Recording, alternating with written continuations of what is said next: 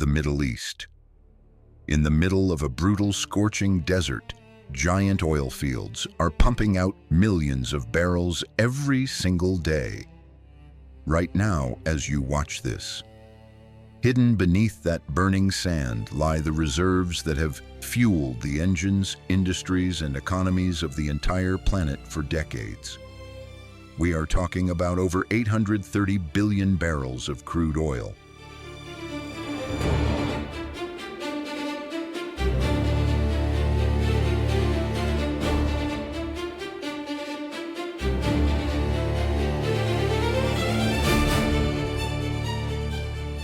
Nearly half of all the oil humanity has left. But a question has been hanging in the air, and it is getting harder to ignore. How much is actually left? Think about it for a second. What happens when these underground titans finally run dry? If the world's largest fields begin to deplete, the shockwave will hit every single one of us. Fuel prices will skyrocket into the stratosphere. Global transportation will freeze, and entire nations will collapse like a house of cards. In fact, the decline has already begun in some areas. There are aging wells that can no longer pump oil on their own. They have been running non-stop, day and night, for over half a century, and now require ultra-complex, multi-million-dollar injection technologies just to keep up. The Earth is starting to push back. Sure, expert estimates suggest that at current production rates, the reserves of giants like Saudi Arabia or Iraq could stretch for another 70 or 80 years. Sounds like a long time, right? Don't be so sure. The real picture is shifting sand, changing by the minute. Between new extraction tech, geopolitical tensions, and a global demand that is thirstier than ever, the countdown is completely unpredictable. Are we floating on an endless ocean of black gold, or are we marching straight into an economic abyss? In this video, you are going to uncover the unfiltered truth about the oil left beneath the desert. Stay tuned, because the real numbers are about to blow your mind. To understand why this exact spot on the planet became Earth's ultimate oil vault, we have to travel back in time. Way back. Picture an incredible scene. Hundreds of millions of years ago, there were no endless scorched dunes. Instead, the ancient prehistoric Tethys Ocean rolled its waves right here. It was a shallow, tropical, and literally life-teeming giant basin. For centuries, myriads of tiny marine organisms and plankton died, settling to the bottom and forming colossal layers of organic silt. Then, nature locked the vault. Huge volumes of river sediment, sand, and clay gradually buried these deposits, securely sealing them off from the air. But that was just phase one. Over deep time, the Earth's crust in this region continuously sagged, dragging those ancient layers deeper and deeper into the planet's scorching depths. Down there, under the monstrous weight of upper rock formations and extreme temperatures, a natural geological factory was launched. The recipe? Cooking living matter for millions of years until it turned into liquid black gold. Now, let's bust a massive myth. A lot of people think that deep underground, endless black seas splash, or subterranean rivers roar, filled with pure oil. Have you heard that one before? Well, it is absolute fiction. If you could actually descend several kilometers beneath the desert, you wouldn't find any wide-open cavernous spaces. Middle Eastern oil is stored inside solid rock that looks completely monolithic to the naked eye. So what's the real secret? It all lies in the structure of the local stone, which acts just like a common kitchen sponge.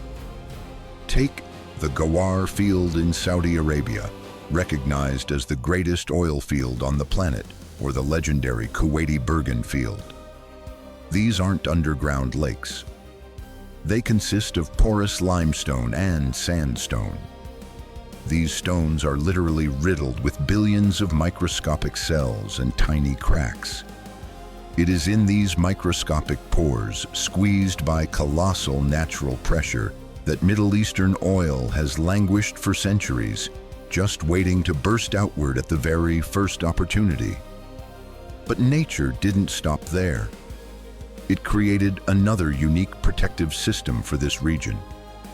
Directly on top of these porous strata lie impenetrable layers of rock salt and highly dense clay.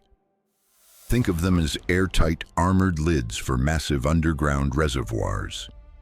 They tightly lock the liquid hydrocarbons at extreme depths, preventing them from evaporating or escaping.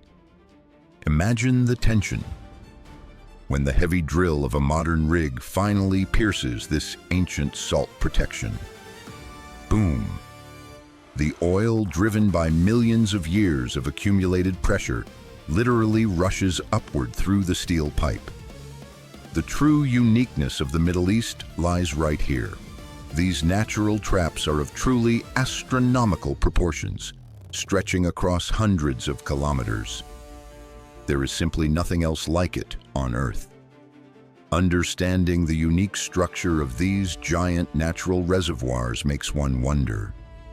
Why do the official reports of producing nations paint a picture of endless prosperity? What real figures are hidden behind this perfect, polished image? Middle Eastern countries pump millions of barrels every single day. Yet the size of their reserves in official documents hasn't decreased in years. Seriously, not even by a single barrel. It creates this bizarre impression that these underground storerooms possess the magical property of self-regeneration. But the laws of physics stubbornly dictate a different reality. If you constantly drink water from a glass through a straw, sooner or later, it will run bone dry. Why then is a completely different, deeply intriguing story happening in the Middle East? A story that closely resembles a sophisticated magic trick. To untangle this complex knot, we have to look at a real-life detective plot from the 1980s. Picture this. Several major Arab states practically simultaneously, and without any logical explanation, completely rewrote their state reports. In just a couple of years, Kuwait, Saudi Arabia, the United Arab Emirates, and Iraq sharply increased their proven reserves on paper by 50%, and in some cases, by a staggering 100%. Boom. Just like that, their wealth doubled overnight. But here is the most astonishing part. During those exact years, not a single major new field was discovered in the region. No breakthrough discoveries, no large-scale geological surveys, nothing. Among independent experts, an ironic myth emerged that Arab oil was somehow capable of multiplying right inside the reports. It's a funny joke, sure, but it highlights the absolute absurdity of the situation. So, what is the true answer to this sudden paper miracle? It all comes down to massive amounts of cash and the cutthroat rules of revenue distribution within OPEC. Back then, the oil cartel enforced a strict, unyielding law. Your right to extract and sell large volumes of raw materials depended directly on the size of your country's proven underground reserves. The bigger your metrics in official documents, the higher your permitted trading quota. And higher quotas meant more billions flowing into your state treasury every single week. Under the intense pressure of competition between Persian Gulf neighbors, a secret race began. No one wanted to voluntarily surrender their share of the lucrative global market. So what did they do? Bureaucrats in the quiet of their offices simply began revising their reserves upward. Pen strokes replaced real geological discoveries. Officially, they blamed it on changes in evaluation methods and technological progress. Convenient, right? But this financial illusion created a dangerous trap for global stock exchanges and major investors who were accustomed to unconditionally believing official state statistics. Today, many international experts are openly raising the alarm. They state that the real reserves of the Middle East may be significantly lower than those beautiful inflated reports suggest. The terrifying truth? The data from actual internal audits of these national oil corporations is still guarded as a strict military secret. No outside specialist, no independent auditor has ever been granted access to the real measurements. We are flying completely blind. If paper reports raise so many questions among independent experts, it's time to stop looking at spreadsheets. We need to look directly inside the wells themselves to see the real physical symptoms of aging in the region's oldest oil fields. Because while bureaucrats' reports can be fixed with a simple flick of a pen, no corporation on Earth has ever managed to cheat nature and the laws of physics. To understand what's happening down there, imagine a giant balloon, tightly inflated and under immense pressure. If you prick it with a needle, the air rushes outward on its own with a deafening hiss. Zero effort required. This is exactly how the legendary Middle Eastern wells operated at the very beginning of their turbulent history. In the middle of the last century, the oil was under such powerful natural pressure that the moment a drill bit pierced the rock, it literally erupted in towering geysers. Oil workers didn't even have to pump it. They just had to route this generous, violent flow into massive tankers. It was fast, it was easy, and it was incredibly cheap. But that golden age? Gone. Irretrievably left in the distant past. Today, the situation inside these famous underground reservoirs has changed in a deeply alarming way. Over decades of non-stop pumping, the internal reservoir pressure in the oldest fields has plummeted to critically low levels. The black gold no longer wants to rise to the surface on its own. Those legendary fountains of energy dried up. To force these depleted stone sponges to give up the precious remnants of their resources, engineers now have to resort to incredible, desperate technical tricks. To keep the dying pressure alive in the depths, a colossal network of auxiliary structures has been built around the main wells. Through them, astronomical volumes of purified seawater are rammed into the underground horizons every single day. You might think this water just replaces the extracted oil, but it's much more aggressive than that. Monstrously powerful pumps create artificial pressure, literally squeezing and washing the oily liquid out of the microscopic pores of the stone towards the production pipes. And they aren't just using water.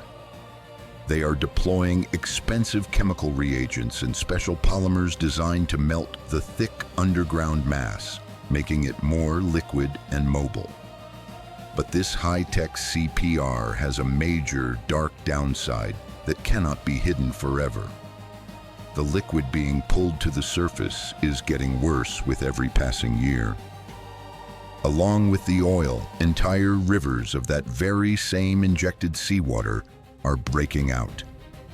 In the industry, they call this water cut.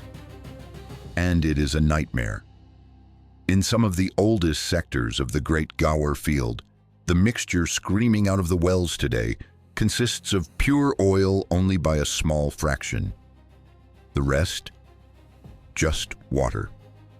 Oil companies now have to spend colossal amounts of energy and billions of dollars at massive processing plants just to separate the useful raw material from the watery ballast. They are forced to drill more and more new holes simply to keep overall production at its previous mark, creating a desperate illusion of stability. The brutal truth?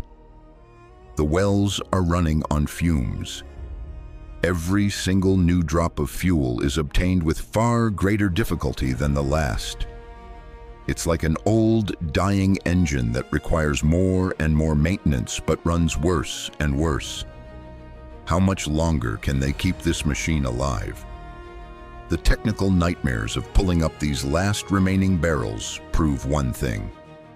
Natural resources obey brutal mathematical laws.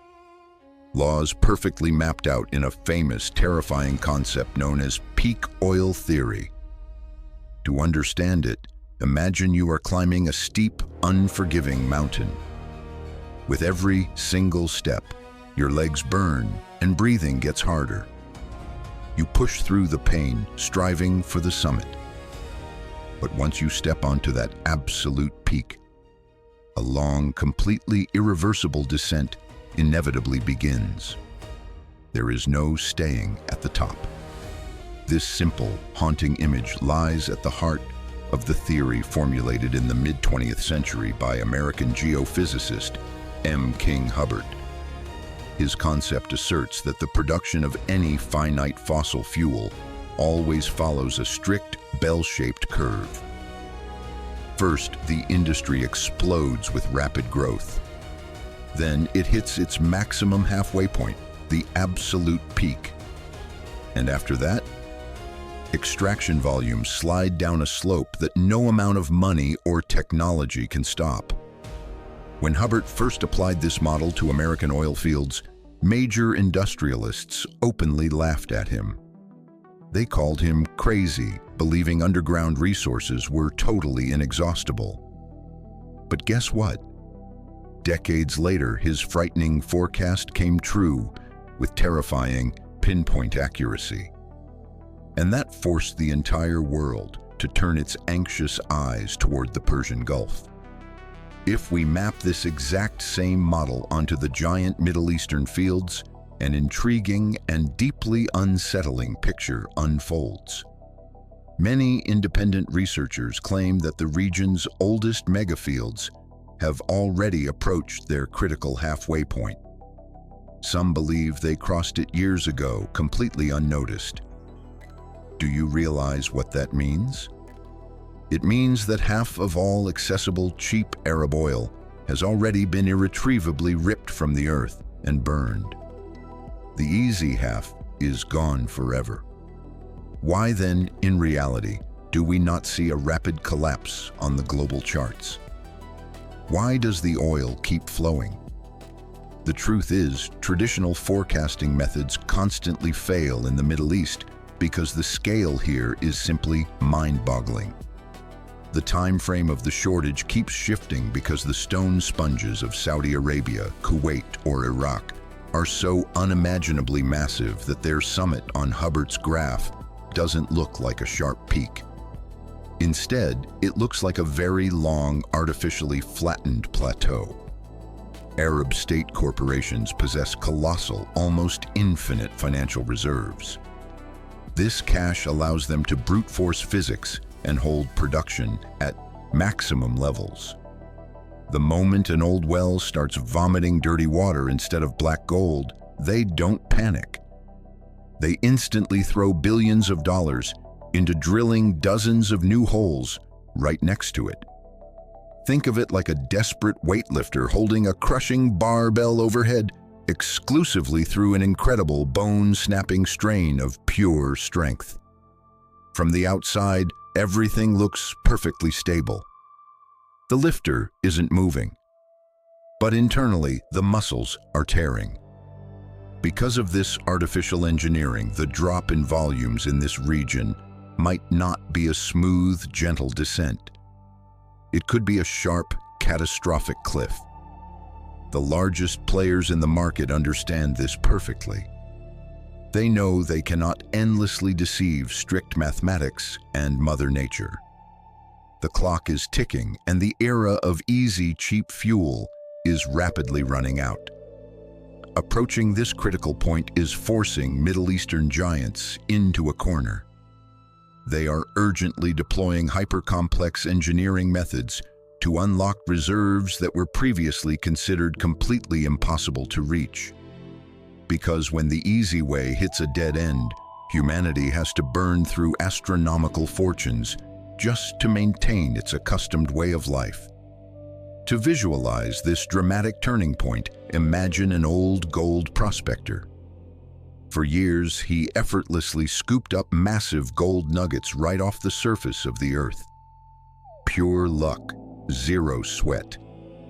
But the surface eventually runs bone dry. Now, for the sake of a few microscopic grains of gold dust, he is forced to blast open a massive underground mine, buy heavy excavators, and process tons of useless rock. This is exactly what is happening right now across the entire Middle East. The era of sticking a pipe into the sand and watching a flawless geyser of black gold erupt? Dead and buried. Today, Arab corporations are forced to climb into the most hostile, dangerous environments on the planet. Places engineers previously wouldn't even dare look. Deep marine sectors and the blistering edges of the desert, where the climate melts machinery, have become the front lines for the last remaining drops of energy. Oil workers are transitioning en masse to extracting heavy oil. Think of it like thick, freezing fuel oil or solid tar. This sludge will not flow through a pipe on its own. To move it, they have to pump millions of gallons of chemicals underground and literally melt the stone strata using superheated steam. At the same time, monstrous drilling platforms are crawling further out into the open waters of the Persian Gulf, piercing the seabed kilometers down. Have you heard the popular myth that boundless shale reserves at the bottom of the ocean will save the planet? Don't buy into the hype. Those are mostly theoretical assumptions. Deep-sea extraction is a logistical nightmare, and the vast majority of those strata are financial black holes. To truly understand how desperate this battle has become, we need to look at a vital metric. It's called EROI, Energy Return on Investment. Think of it like household economics. If you spend more money on gas and ingredients to cook a dinner than the meal itself is worth, your bank account is doomed. At the dawn of the oil age, extracting a single barrel of liquid gold required the energy of just one small cup of that fuel. Incredible returns, right? But today, because engineers have to fracture solid bedrock at crushing depths, melt underground tar, and run massive purification plants, the math has changed in a terrifying way. Now, to pull one new barrel of heavy oil from the deep, a massive chunk of that very same energy must be instantly burned to power the electricity, steam, and machinery doing the digging. The real useful value of what's left is plummeting. Even if the official production charts look beautiful on the news, these nations are burning through colossal resources just to run in place. It's a desperate scramble to prevent the global system from plunging into an energy famine. Many independent experts are openly calling these hyper-complex extraction methods a temporary, ultra-expensive illusion. A delay tactic that cannot change the final outcome. All these costly technological tricks are simply pulling back the curtain on the most heavily guarded secret of the Middle East. The unavoidable, fast-approaching finale of the hydrocarbon era. So we have finally arrived at the ultimate secret. The exact reason we initiated this entire underground audit. If we strip away the glossy advertising brochures and peek inside the heavily classified documents of Arab oil corporations, a harsh, undeniable reality is revealed. A fierce debate is raging behind closed doors among global experts. How badly do those official, beautiful statistics clash with the actual physical depletion rates? The truth is, the decay of the region's oldest megafields is being desperately masked. How? by aggressively connecting smaller, ultra-deep satellite deposits to the main pipes.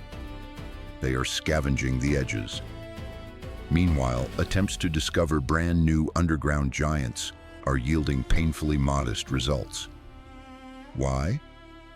Because millions of years ago, nature built its main treasures on a very specific, defined geological floor, and humanity has already picked that floor completely clean. If we maintain our current voracious level of global consumption, relentless mathematics grants the key players of the Persian Gulf shockingly little time. Let's break down the real timeline. The most vulnerable player on the board right now is Kuwait. Its legendary porous stone sponge, the massive Burgan field, is depleting much faster than anyone dares to admit publicly. Independent analysts predict a critical, irreversible drop in volumes here could trigger within the next 25 to 30 years. That is just around the corner. The United Arab Emirates has a slightly wider margin of safety.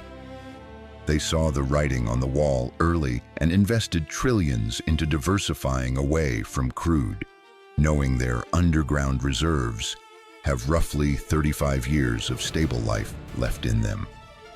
Then there is the true pillar of modern civilization, Saudi Arabia and its monolithic stone titan, Ghawar.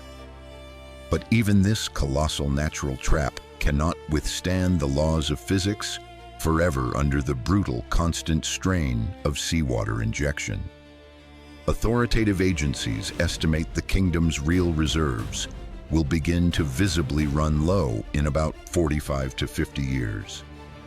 Iraq, on paper, has massive potential because decades of war and instability prevented them from fully drilling out their fields. But that same instability makes those resources a logistical nightmare to extract.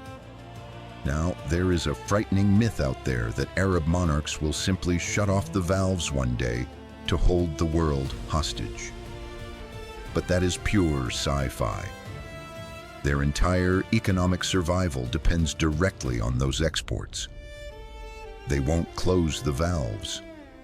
The real end of the hydrocarbon era will happen much sooner, and it will happen silently. It will strike at the exact moment when extracting, melting, and refining one barrel of heavy, dirty tar costs more energy and more money than that single barrel can actually give back to the world. At that point, extraction becomes completely pointless. The economics collapse, and those massive multi-billion-dollar drilling platforms stretching across the desert will turn into nothing more than rusting monuments to a bygone era. We are accelerating toward a massive global transformation, one for which many powerful states are still catastrophically unprepared. The oil finale of the Middle East will forever shatter the accustomed face of human civilization, forcing this planet to find a new source of power, or plunge into the dark